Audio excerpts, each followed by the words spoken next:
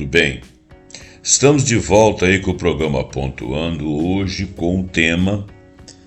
Bom, eu tenho achado todos os temas muito interessantes, mas esse tema de hoje, ele vem dentro dessa ordem, essa pegada aí de poder, de neoliberalismo, de guerras, gastos em guerras, questões ambientais, questões de transformar os valores financeiros envolvidos em recuperação do planeta ou substituição de matérias-primas, como o petróleo, por exemplo, em larga escala nas indústrias. E hoje nós vamos falar do consumo excessivo.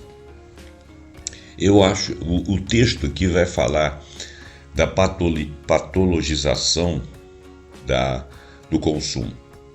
Porque, segundo esses autores aqui, de onde foram tirados, são 102 sites, portais, institutos e universidades diferentes, onde essa pesquisa traçou. E em boa parte deles são avaliados por psicólogos e médicos. Então, o consumo, por si só, a vontade de consumir, baseado no que a mídia consegue fazer conosco, por si só, é uma coisa em relação ao planeta, em relação a nós mesmos, em relação ao resto da humanidade, é uma coisa que leva a doenças, né? Adoece o meio ambiente, o retorno disso aí do meio ambiente para a gente é pauperizado e traz problemas para nós também. Agora, tem um exclusivo termo da patologização do excesso de consumo. Eu não sei se ao longo do texto você de repente vai concordar que a coisa é patológica. Talvez não seja patológica a partir das pessoas, mas seja patológica a partir de o que é feito com as pessoas e o que decorre disso. Vamos deixar isso aí em aberto e vamos ler o texto, porque mais uma vez ele é um texto longo e eu não quero ficar prendendo você aqui toda a vida. Vou pedir para você deixar seu like, deixar seu comentário, compartilhar o vídeo para que as pessoas, o vídeo podcast, para que as pessoas possam tomar consciência disso e ajudar nas causas quando elas aparecerem na nossa frente, evitar consumo, principalmente troca demasiada de roupas, acompanhamento de moda, porque se nós também passarmos a ter uma forma de consumir um pouco mais consciente, isso vai refletir nas indústrias, vai refletir na maneira como eles vão fazer o marketing. Tem muitas empresas por aí falando que somos ecologicamente equilibrados, somos isso, somos aquilo, mas estão te vendendo. Aí ele fala que o descarte do produto é feito de uma maneira tal, mas está exaurindo mão de obra, matéria-prima. Por quê? Porque em um ano você comprou 4 itens daquele ali, desnecessariamente às vezes. Então, que o descarte seja bem feito tudo, mas você não precisa comprar em 4 anos 4 celulares. Ainda que bem descartados, você usou as matérias-primas dos celulares. Eu estou te dando um exemplo. Então,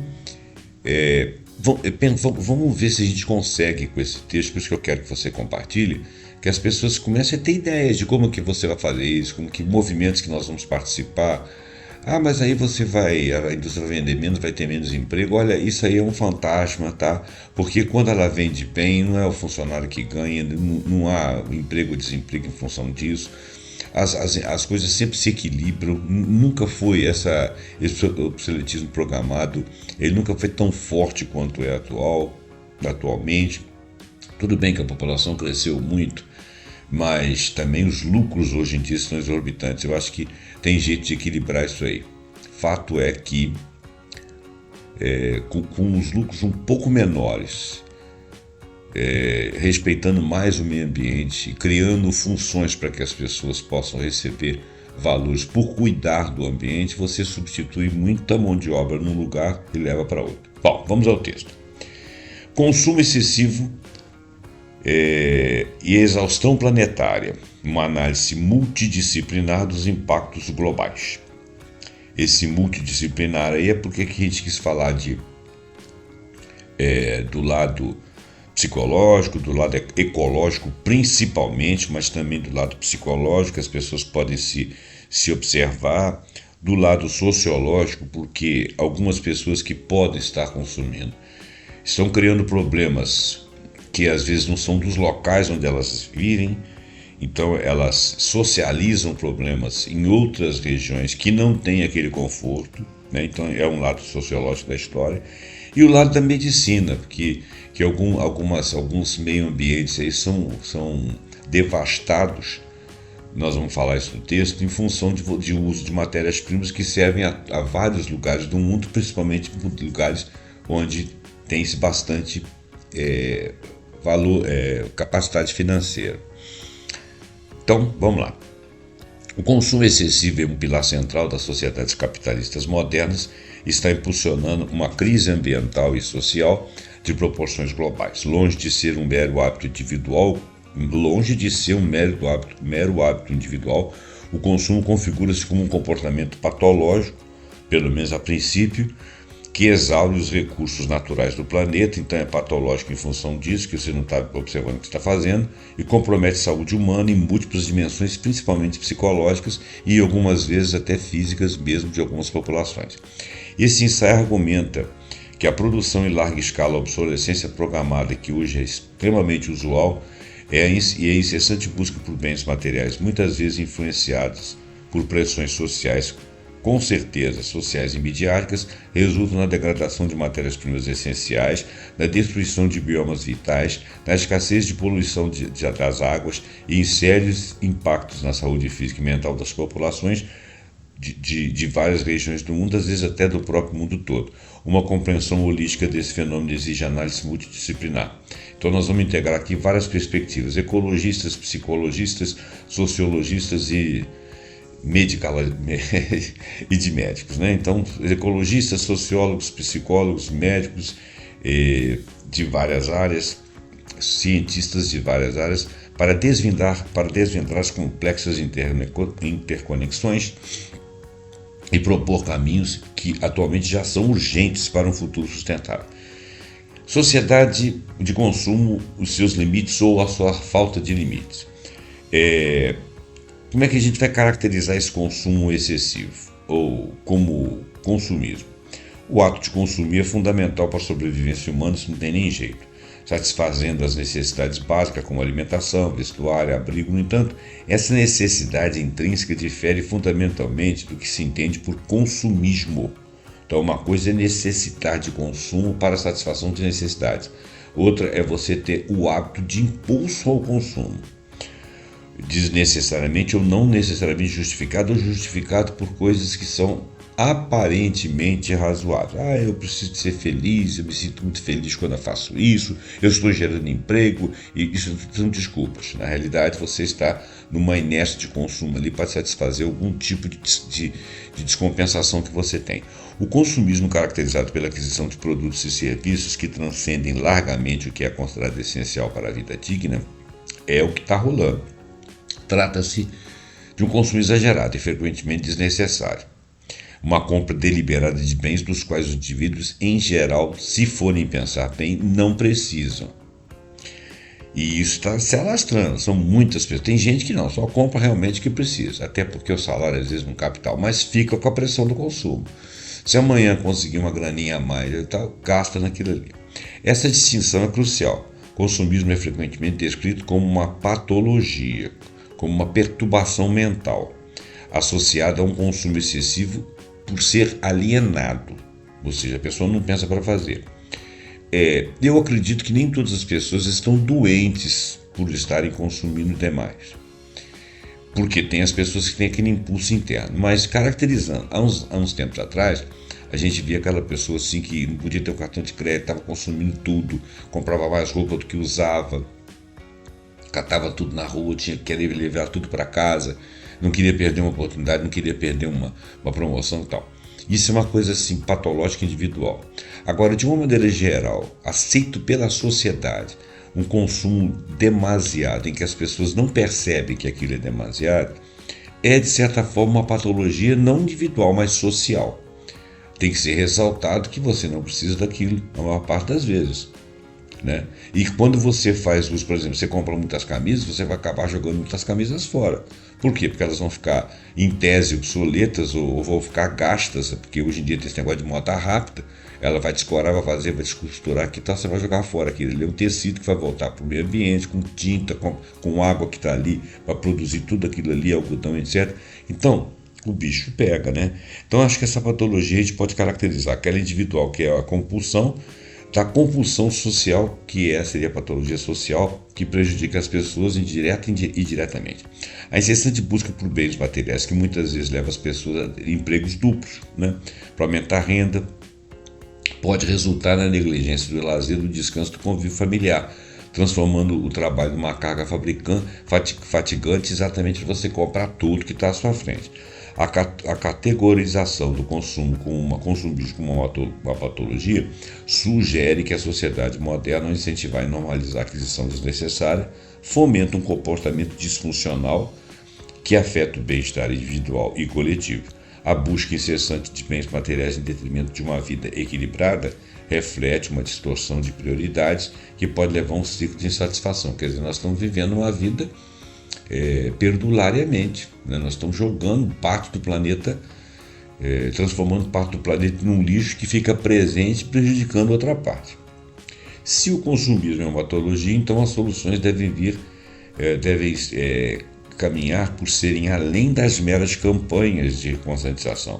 Ele exige a abordagem de saúde pública, de educação para o bem-estar, né? De matemática financeira para você não ficar endividado, e uma reestruturação de valores sociais que desvinculem felicidades e o status da posse material. Este é um desafio profundo das estruturas que promovem essa condição social.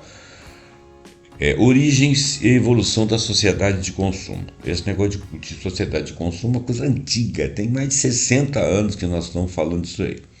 A gênese do consumismo moderno remonta à Revolução Industrial. Bom, nós estamos falando aqui daquilo que nós nos ocupamos, a sociedade de consumo, porque a sociedade humana chegou a 2, 3, 4 bilhões de habitantes por volta ali das décadas de 50, 60, 70, que é quando nós começamos a observar que as empresas começaram a se empenhar em consumir, em nos fazer consumir, sejam ideias, sejam modismos, sejam qualquer tipo de produto. E de lá para frente, de lá para cá, a coisa cresceu muito por causa da tecnologia. Hoje tem muita coisa à sua disposição, muita coisa para ser consumida. Então, agora a gênese do consumo começou quando se começou a fabricar coisas prontas para as pessoas comprarem, que é da Revolução Industrial para cá do século XVIII. Os avanços dos processos industriais possibilitaram um aumento sem precedentes na produção, pavimentando o caminho para um consumo massivo e desenfreado. Essa produção, ela trouxe muito conforto às pessoas, então no início era bastante justificável que você viesse comprando coisas, né? Porque as coisas estavam prontas na sua frente e satisfaziam uma série de necessidades. Dali para frente a coisa começou a se exacerbar. Este modelo de sociedade de consumo visa primordialmente o lucro das empresas que produzem e não o seu bem-estar. E isso veio sendo assim cada vez mais. O desenvolvimento econômico com a produção a preceder muitas vezes a real necessidade. Então houve um desenvolvimento econômico, sim, mas não foi distribuído, foi das empresas que mais vendiam. E as pessoas começaram a trabalhar para injetar dinheiro nessas empresas. Quer dizer, você começou, ao longo dos tempos, você começou a consumir para enriquecer alguém sem que você percebesse, ou enriquecer alguns. E você trabalhando muito para ter aquilo tudo. E todo mundo falando disso o tempo todo. E o tempo todo é ganhar dinheiro e comprar. Ganhar dinheiro e comprar. Nesse cenário, a mídia e os meios de comunicação de massa tornaram-se ferramentas poderosas para moldar o comportamento do consumidor. E tem um outro problema também. Quem não consegue seguir o padrão de consumo da maioria fica muito chateado, né? Fica muito frustrado. Indivíduos são constantemente bombardeados por informações publicitárias que visam estimular o consumo, levando a uma alienação social. Vivemos alienados, não percebemos o que estamos fazendo. Não temos pensamento crítico, né? E as ações são diretamente influenciadas por padrões. Um dos pilares fundamentais que perpetua esse ciclo é a chamada obsolescência programada. Isso é terrível, ok? É uma estratégia deliberada concebida para limitar a vida útil dos produtos e assim incentivar a sua substituição frequente. Essa prática ganhou força após a Grande Depressão de 1929 para estimular a economia. Ela agrava a exploração indiscriminada dos recursos naturais e gera quantidades massivas de lixo, especialmente lixo eletrônico, atualmente. A obsolescência programada não é um efeito colateral acidental da produção. É uma estratégia intrínseca no modelo econômico capitalista. Você quer ver uma coisa? Vou dar um exemplo. Eu tenho um carro com chave presencial. Minha esposa tem um carro com chave presencial. Por uma questão financeira lá de recursos que chegaram de uma determinada fonte, nós aplicamos os valores em 2 carros. 2 carros simples, tal. Mais 2 carros com as chaves presenciais. E essas chaves vieram zeradas no dia que compramos o carro. As chaves vieram zeradas. Tá. 2 anos depois, você usa uma chave e a outra fica na reserva. Né? O meu com chave na reserva, e uma reserva. O dela com chave, uma na reserva. Muito bem. Quando a chave que nós usamos todos os dias começou a piscar e dizer que estava acabando, o meu e o dela, na mesma época, fomos lá e trocamos. Enquanto nós fomos lá trocar as pilhazinhas, usamos as chaves reservas. Elas também piscaram e disseram que estavam acabando a pilha. Então quer dizer que a pilha acaba em 2 anos, você usando ou não usando.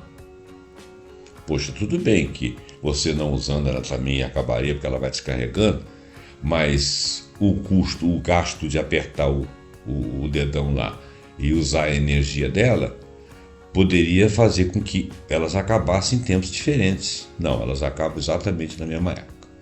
Não é? Não é engraçadinho isso? Pois é, isso aí chama-se obsolescência programada. O que aconteceu com essas 4 pilhas? Foram acondicionadas em alguns lugares aí. Ora, elas não podiam, pelo menos 2 delas não podiam ter durado o tempo complementar das outras e assim ir fazendo uma troca de forma que você não tivesse essa demanda. Então, se você começar a comprar as coisas, os controles remotos e tal, se tanto tempo a coisa acaba, nós vamos usar um quintilhão de produtos que não era o que acontecia antigamente, né? Agora esse retorno está muito mais rápido. E as pessoas justificam, isso é assim mesmo, que é preciso trocar. Bom, mas a indústria tem que ganhar. Pô, a indústria tem que ganhar, mas ela não pode ferrar a gente. Bom, já dei o exemplo, né? Então essa prática ganhou e tal. A roda da economia é mantida em movimento por essa constante necessidade de criar e destruir produtos. Olha bem, a roda da economia, então é pela roda da economia que funciona isso. Ela é mantida em movimento por essa constante necessidade de criar e destruir produtos, garantindo lucros contínuos para as empresas. Ah, mas ela está pagando pessoas. Sim, ela está pagando pessoas, mas ela está pagando a mesma coisa, né? E se você produz mais e ela vende mais, o seu salário não aumenta porque você produziu mais. Então não tem benefício social aí. E quando você vende com mais rapidez, quem que ganha? É a empresa que ganha mais lucro. E isso tem um custo social. Então nós temos que equilibrar isso aí. A sustentabilidade, portanto, não pode ser alcançada apenas por meio de escolhas individuais de consumo consciente. É imperativo que haja uma pressão regulatória e uma mudança de paradigma na indústria para modelos de economia circular, onde a durabilidade, a reparabilidade, a reciclabilidade dos produtos sejam priorizadas, desmantelando essa lógica inerente de desperdício que caracteriza essa tal obsolescência programada. E não apenas economia circular, ou seja, aquela que faz a coisa retornar para ser reutilizada, mas principalmente durabilidade, né? Porque também não adianta, se você usa um produto por mês, daquilo que pode durar 5 anos, você usa um por mês, ainda que haja a reciclabilidade, a reparabilidade, você está usando mais, você está numa demanda de uso maior. Então, quer dizer, as coisas têm que durar mais e ao durar serem reparadas se chegar a um estágio de não uso, recicladas, retornar ao mercado para depois você retirar dali matéria-prima e fazer um novo, porque aquele ali não presta mais para nada. Temos que desmantelar essa lógica. Bom, a tese central e a interconexão de impactos.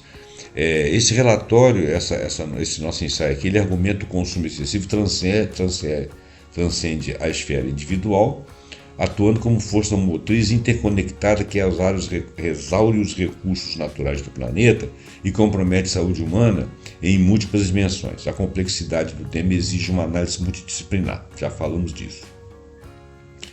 Exaustão de matéria-prima, o custo oculto da produção desenfreada.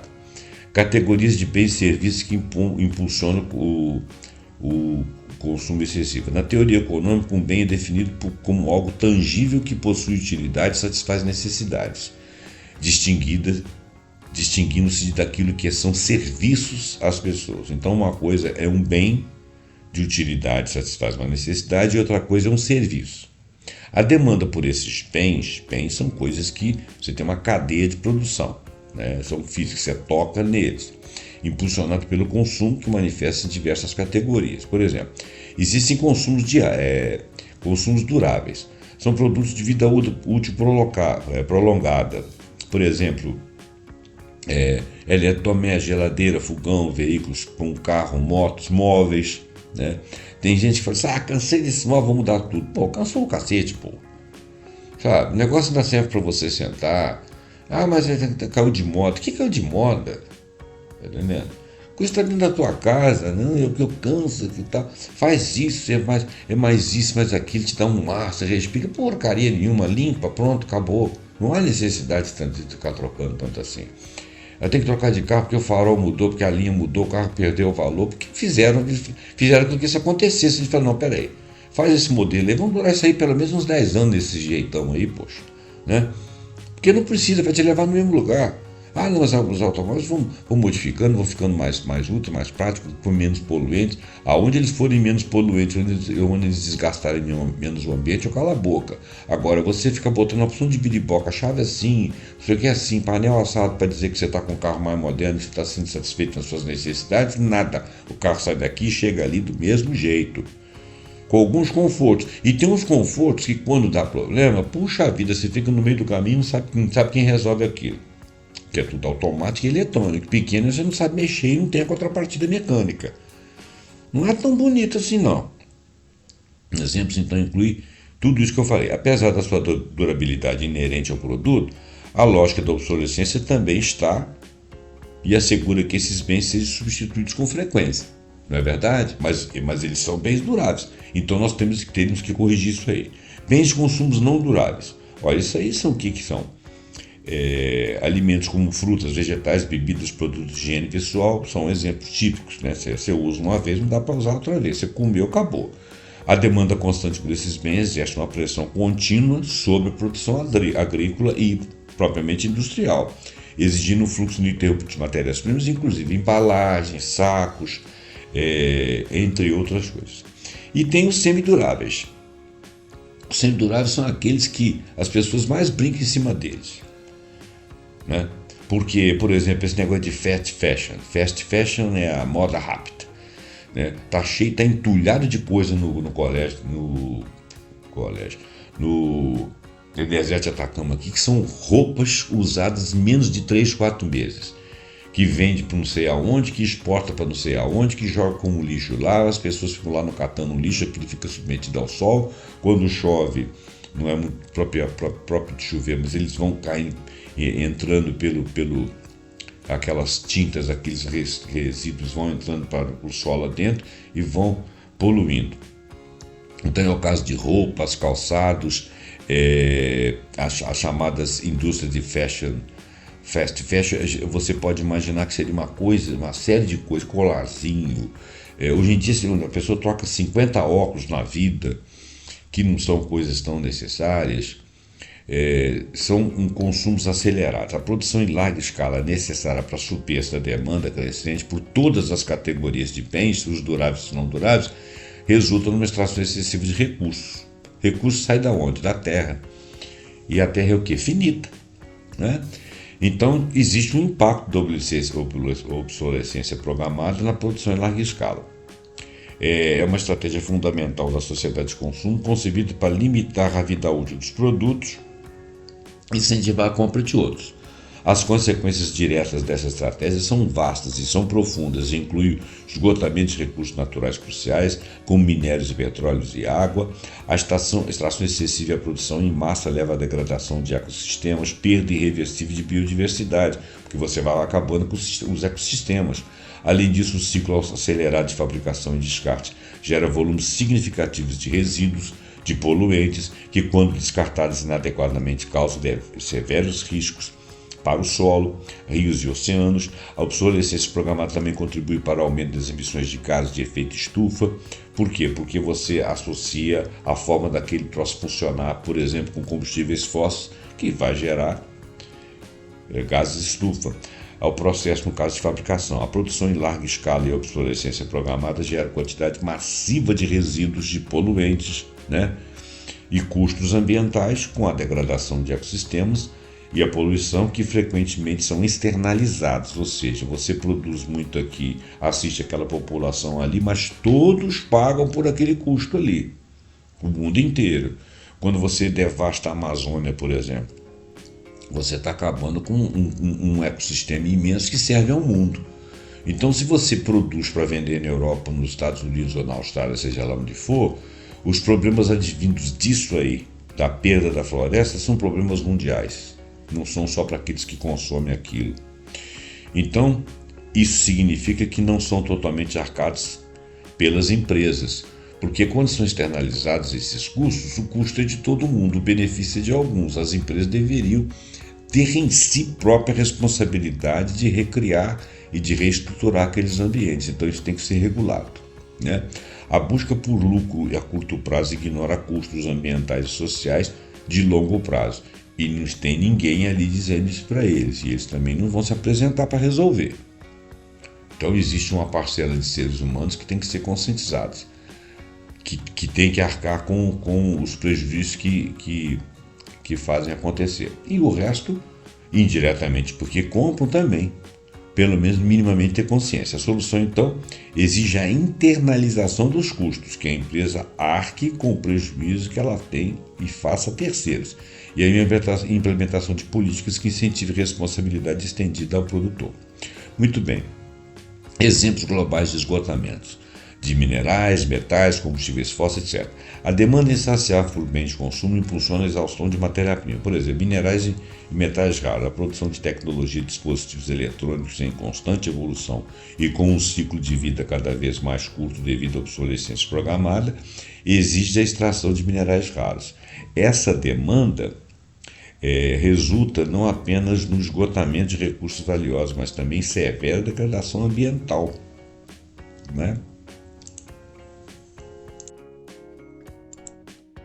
Madagascar, por exemplo. O próspero setor de mineração ilegal de gemas e metais está intrinsecamente associado ao esgotamento da floresta tropical, destruição de habitats naturais dos lêmures, que são animaizinhos, espécies endêmicas e criticamente ameaçadas. Um dos exemplos mais extremos é o do Baotou, na China, não sei se é assim que se fala, onde a mineração de terras raras envenenou fazendas e vilas adjacentes, forçando milhares de pessoas a abandonarem a área e criando um lago tóxico de 10 km², onde nenhuma vida aquática pode sobreviver. E o pior, é um lugar bonito pra caramba. Minerais essenciais como o cobre, encontrado em sulfetos e óxidos que são cruciais para a eletrônica, e o fosfato, como a apatita e a monazita, amplamente utilizado em fertilizantes agrícolas e na indústria, também enfrenta o esgotamento global devido ao consumo contínuo e exploração intensiva. Combustíveis fósseis, que nem preciso falar, o petróleo e o gás natural são fontes primárias de energia e matéria-prima que sustentam inúmeros aspectos do cotidiano moderno e da economia mundial. E vai acabar, No entanto, a sua utilização tem um custo ambiental exorbitante. A queima de combustíveis fósseis é o maior contribuinte para o acúmulo contínuo de carbono na biosfera terrestre, respondendo por mais de 55% das emissões globais do CO2 de efeito estufa em 2017, só para pegar um ano de referência. A indústria petrolífera, em suas etapas de extração, refino e transporte, gera grandes quantidades substanciais de resíduos tóxicos e não tóxicos que poluem o ar, a água, o solo, principalmente quando mal gerenciados. com o derramamento de óleos e emissões de compostos orgânicos voláteis. O petróleo, ontem eu fiz um programa em que nós gastamos dinheiro demais com defesa, o mundo, né? E que poderia usar esse dinheiro, ao invés de brigar por áreas onde se produz petróleo, usar esse dinheiro para substituir o petróleo em larga escala, porque o petróleo não serve só para combustível. E ele não polui só como para gases de efeito estufa, não. Ele polui também nos mares, nos lençóis freáticos, e nós achamos pedaços de plástico atualmente em animais. A crescente demanda por tecnologia impulsionada pelo consumo global leva à extração intensiva de minerais raros, os impactos ambientais e sociais são desproporcionalmente concentrados em regiões mais pobres e vulneráveis, como demonstrado pelos exemplos de Madagascar e Bautu. Além disso, o desenvolvimento da inteligência artificial, embora pareça uma tecnologia limpa, ela é de certa forma, mas ela exige consumo excessivo de energia, muitas vezes proveniente de combustíveis fósseis e água, por causa do seu centro de dados, né, que precisam ser resfriados com grandes quantidades de água, muitas vezes proveniente a energia muitas vezes proveniente de combustíveis fósseis, e a água muitas vezes ela retorna para os rios, mas ela por ter passado por locais muito quentes, ela retorna quente, então ela faz uma diferença para as populações marítimas e lacustres, né? E dos rios. Bom, essa situação expõe uma profunda injustiça na cadeia de valor global. Os benefícios do consumo tecnológico são distribuídos globalmente, né? Mas os custos ambientais e humanos da extração e processamento de matérias-primas são localizados e suportados por comunidades marginalizadas. Se você, por exemplo, mora em alguns lugares onde você tem rios e lagos, onde se instala uma central atômica, ou então uma indústria, ou então um data center que necessita de grande quantidade de água, você vai disputar água com aquelas populações ali que não tem nada a ver. E o consumo e o que a empresa vai colocar à disposição do consumo é algo que vai beneficiar vários setores da humanidade e fazer com que alguns ganhem muito dinheiro. Então já é uma coisa, vamos dizer assim, os benefícios, né, contra custos, né? Degradação de biomas e perda de diversidade são cicatrizes nos tecidos da vida, né?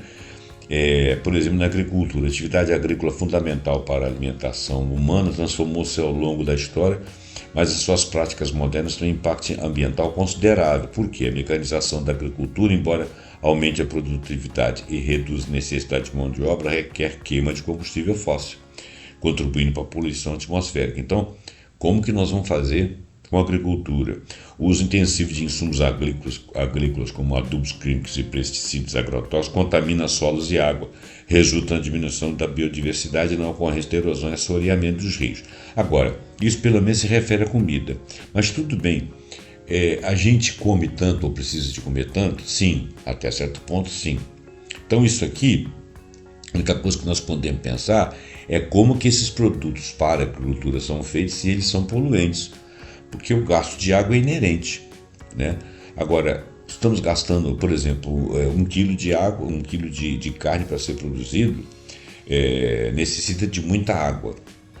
Sei que a proporção é estúpida, mas olha bem, se a gente tem um consumo de carne menor, vamos utilizar menos água, então vamos satisfazer as necessidades proteicas da população sem ser excessivo. Acho que é uma questão de conscientização, né? Porque aquilo ali vai fazer uso da água. O uso intensivo de insumos agrícolas como adubo químico, pesticidas e agrotóxicos tem que ser trocado a sua matriz. Para isso nós temos que investir em armas, vamos investir em substituição de matrizes de produção de coisas, por exemplo, daquilo que faz os adubos e os pesticidas.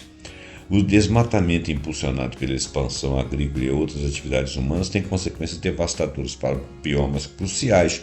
A Amazônia brasileira, por exemplo, a maior floresta tropical do mundo, ela enfrenta uma destruição alarmante. Uma pesquisa revelou que 83,17% do desmatamento da Amazônia brasileira é provocado por demandas de consumo externas à região da Amazônia, onde 59,68% vai para o restante do Brasil, mas 23,49% vai para o exterior, principalmente para a produção de produtos agropecuários.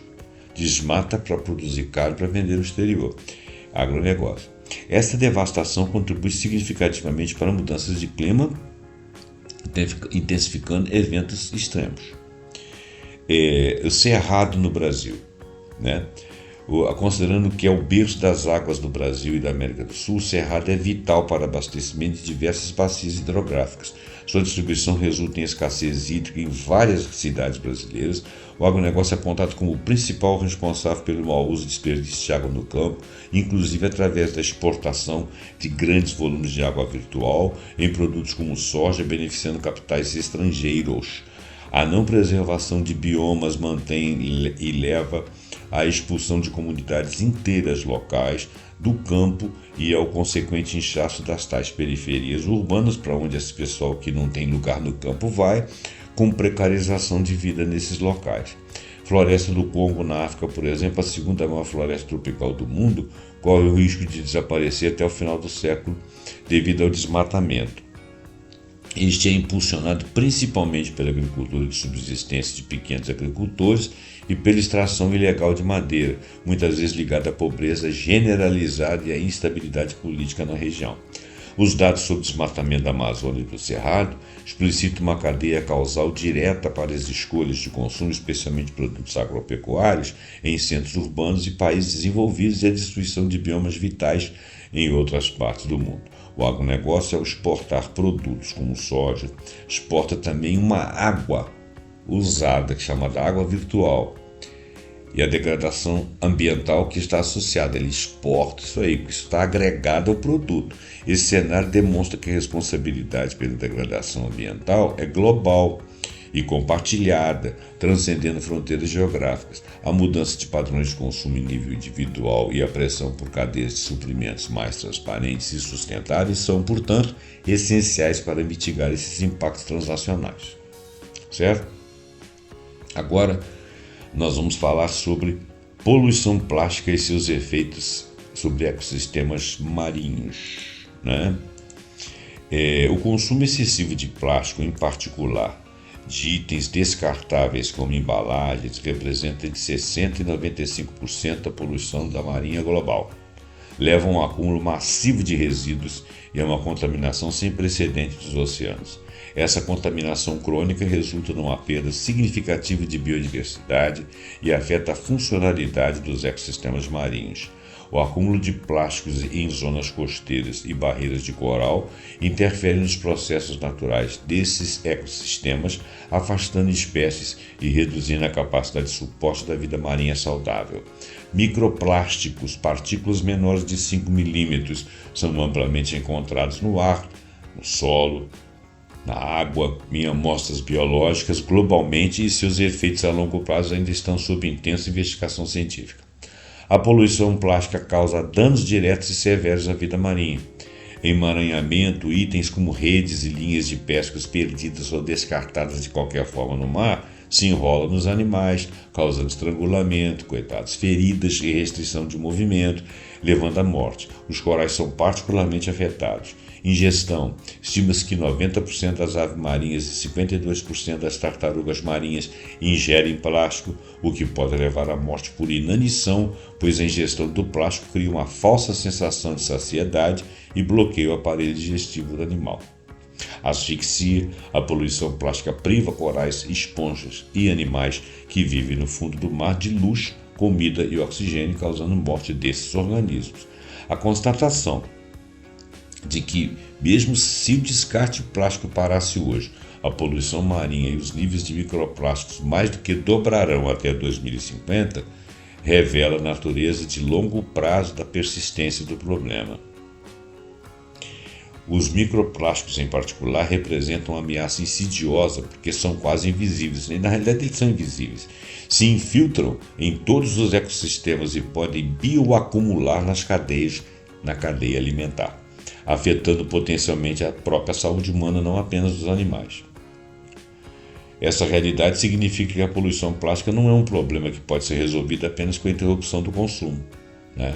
É um legado que nós já deixamos aí, que vai exigir décadas de esforços para remediar e o desenvolvimento de materiais verdadeiramente sustentáveis para poder não continuar poluindo.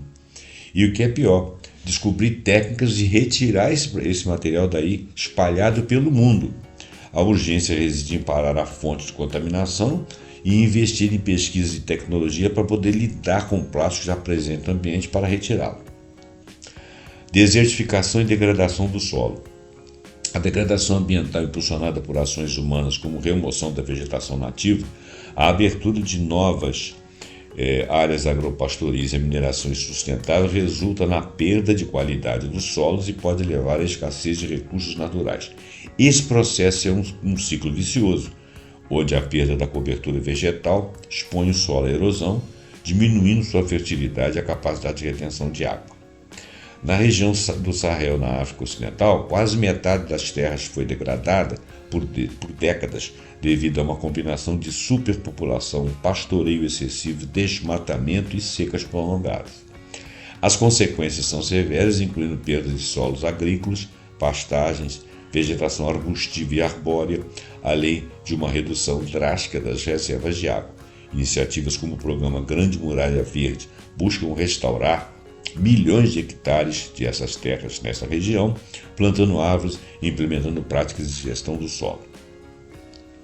Os exemplos do Sahel e da floresta do Congo ilustram como a pobreza generalizada e dependência de práticas agrícolas de subsistência, como a agricultura itinerante do Congo, onde o solo é explorado até perder todos os seus nutrientes, podem ser grandes impulsionadores de degradação de solo e do desmatamento. As comunidades com poucas opções de subsistência vêm-se forçadas a explorar o solo de maneira insustentável, criando um ciclo vicioso de degradação ambiental e empobrecimento. E não tem ninguém para ajudá-los, ninguém para investir neles, ninguém para tentar manter aquele solo como um solo vivo, né?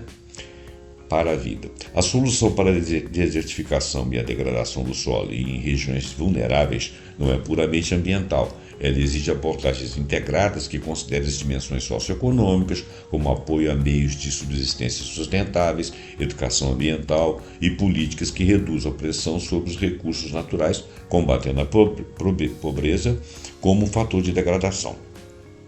Agora nós vamos falar da crise hídrica. Crise hídrica global, a água como moeda de troca do consumismo. Vamos agora a esse item, né? A água doce é um recurso finito, essencial, mas seu consumo excessivo na produção global está levando a uma crise hídrica alarmante. Porque nós estamos consumindo demais. Em quê? Em muita coisa.